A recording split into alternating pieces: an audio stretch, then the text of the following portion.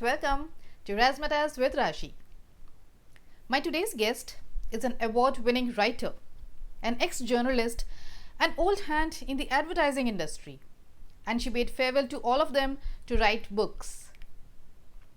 She's a TOI Write India winner, a travel writer, a blogger, and contributes to several platforms like Women's Web, Mumspresso, and She the People TV.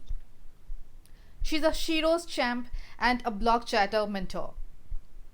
She has written several anthologies, audiobooks, and e-singles. Her collection of poems is known as Upon Shore for Prose. I Didn't Expect to Be Expecting was her first novel. Kanpur Khufia Private Limited, a humorous thriller, is the second. And Excess Baggage, a tale of hope, laughter, and second chances, is her third book. So let's welcome the very talented and gorgeous Richa S Mukherhjee. Let's hear from Richa about her first book, Excess Baggage, and what is it all about. In a nutshell, Excess Baggage ended up becoming the very things most of us were seeking during the pandemic. Essentially, hope, second chances, laughter, and travel. This is the story of a squabbling mother-daughter duo who are an absolute antithesis to this much deified relationship. They're carrying around a lot of excess baggage accumulated from events that have occurred in their past and certain decisions that they have made along the way. They become unwilling travel partners on this crazy adventure to Europe that forces them to introspect and evaluate their own relationship and all the decisions that they have been making. It's a soul-searching journey that ends up becoming an adventure that they'll never forget. I'm sure your readers would love reading this book. Richa, it's an incredible feat to come up with 3 books. You are an inspiration to many. There are so many writers who are still struggling to finish the first draft. Do you have something to tell them? Like, when do you find the time to write, and what is it that keeps you going? Honestly, I am still waiting for that wondrous day where I can sit back and just say, wow, I've written to my heart's content today. But guess what? It's never going to happen. That day shall never come. It's an urban legend. So I try and write as often as I can, whenever I can, snatching time from our frenetic everydays. There are good days where I can write about 2 to 3 hours, and there are days where I can write nothing. And on those days, I don't coerce myself because it's not conducive to productivity or joy.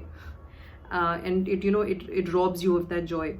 As far as what keeps me coming back to writing, despite it being something insane that writers sit and do alone, it's an inexplicable feeling.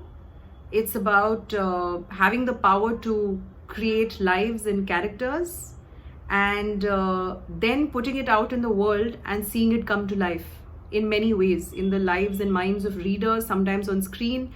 And it is an indescribable joy, and I hope to be insane forever and keep writing. For those of you attempting a first draft, I just have one word of advice. Just go through it like with the might of a freight train. Just go forth. Finish it. All the critiquing, pruning, second guessing, all of that can happen after the first draft, is when you pause and look back at your story. But it's already a courageous act to even think of starting a first draft. And that is when the organic flow has, the tap has turned on. So let it flow, let it go, finish your first draft, and then you pause and you think back. That's true, and I believe it will help many writers who are working on their first drafts. Richa's first book was presented by Ravinder Singh. All her 3 books have been published by Black Kings along with HarperCollins. And during the lockdown, they went ahead and wrote a few short stories that you'll find on Amazon. So Richa, how can I interview you and not talk about Ravinder Singh? His million fans are waiting to hear a lot more about him. So tell us, how did it happen? Where did you guys meet? And how was the experience working with him? I have been very, very fortunate to find not just publishers uh, in the form of Black Ink and Harper, but friends and mentors as well. And sitting on top of that list is Ravinder.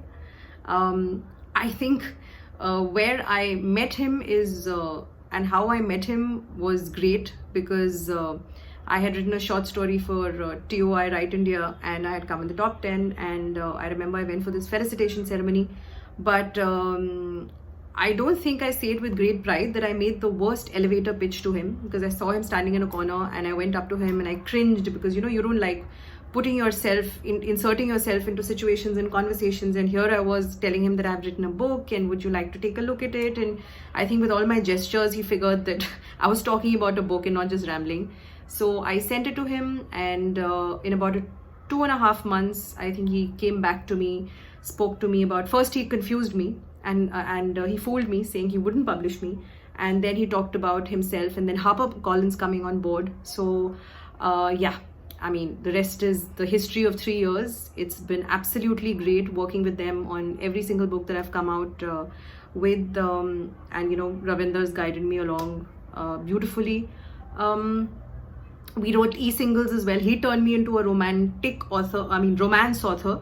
I think I've got romance tracks running through all my books, but I wrote 3 e-singles with him, and that was a great experiment. I loved working on, sometimes shorter formats are, there's a certain sense of freedom associated with writing smaller ones and, these concentrated stories. So yes, friend, mentor, somebody to bounce around my ideas with, and my publisher, I really lucked out. That's an interesting story. 2 of your books have been selected for screen adaptations. Now that's such a dream come true moment for any author. So tell us something more about the process of script to screen. Does it require any preparations? How is it approached, and how do you feel about it? The process of book to screen adaptations is fairly simple. Either your publisher will reach out to you if they think it's worthy of extension to that format, or then there are outfits like the Story Inc. run by Siddharth Jain and a few others, who are the mediators and the mediums between production houses and publishing companies, publication houses and authors, who understand the market and know where the need is, and then they will know where to place a book. So for Kanpur Khufia Private Limited, I was contacted by HarperCollins first, but in the end, the deal that was struck with Endemol was a combined effort of my publishers, Ravinder, the Story Inc., and it turned out being procured for a web series. Excess Baggage has been procured for a film adaptation. Yay! So we are in the process at the moment of signing off everything, and I feel absolutely privileged and honored that the yarns that I have spun have had an impact on all the people along the way, and it's not only getting love from readers, but my publishers have identified a larger role for it, and I feel truly blessed. As for what you can do, I honestly think you just need to stay true to your voice and your story. It might sound cliched, but there is stimulus all around us, but how you write that story and your own voice is the uniqueness that you lend to every concept, and that is what helps it stand apart. I think there has to be a certain universality of emotions if something were to be, at least in my understanding, that were to be adapted to screen. It can't be too niche, a concept which would be understood by a lot of people. So I think a certain degree of relatability, and I guess in my books it's the central area is joy, relatability, and this everyday common man kind of, or woman kind of feel that my stories always carry. So yeah, I think it's all about staying true to your voice in the story and hoping for the best. Congratulations, Richa, and now we are just waiting for the web series and the movie to come out. So till then, how about reading a few lines from your book, Excess Baggage? I can never get enough of reading from the book. So thank you for letting me read an excerpt. This is a point in the story where Smita Punjabi, the mother, is coaxing, or rather forcing her daughter into taking her along for the trip. How can you say no to your mother? I'm not going to succumb to emotional blackmail or this Rima Lagu watery-eyed mother routine. I'm not acting hurt, I am. The first thing I ask of my daughter and she refuses. Firstly, it is not the first thing. And for a moment, if I were to indulge you, I'm going to Europe. There will be a lot of walking, the weather might not suit you, my accommodation or travel choices might not be to your liking. You're of a certain age, you know. So what? I'm in better shape than most people my age. I'm walking around, running a house, earning my livelihood, handling myself admirably. Now contest that. Come on. I carry my insulin pack. Every person on the street takes BP medicine, and all it takes is a small painkiller on some days to take care of the knee pain. Anything else? I'll take care of everything so you can sit in your room and sort out your life. It'll be amazing, trust me. The tickets are all booked out. Smita Punjabi fished out her phone and punched a few keys. Siri Putta, ticket options for Mumbai to London. Siri vomited the list of websites that offer ticket booking options. You're on Instagram, you talk to Siri. Is there something other than this that I don't know about your secret life? Now you know how I feel being treated like an outsider. I'm serious, Mom. London weather is dreary. It'll be too cold for you even at this time of the year. Siri, what is the weather in? Enough. Please, I don't want to discuss this anymore. I promise I'll take you for a trip soon, alright? But this one has to be solo. I'm sure you'll understand. An hour later, Anviksha called Revati at the travel desk. Hey Revati, I'm sorry for calling this late, but before you do the final bookings, I just wanted to make one small change. Sure, no worries. You're traveling, I hope? Oh, I am. Unfortunately, there will be 2 passengers now.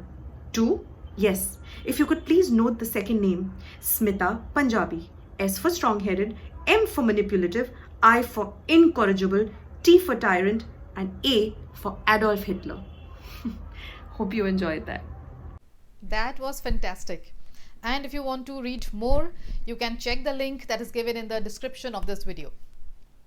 Thank you so much, Richa. It was so wonderful talking to you. Congratulations to Rashi for all the razzmatazz she brings with her wonderful show to the lives of readers and authors alike. And another big congratulations for all the wonderful accolades that have been coming your way. Here's to many, many more episodes.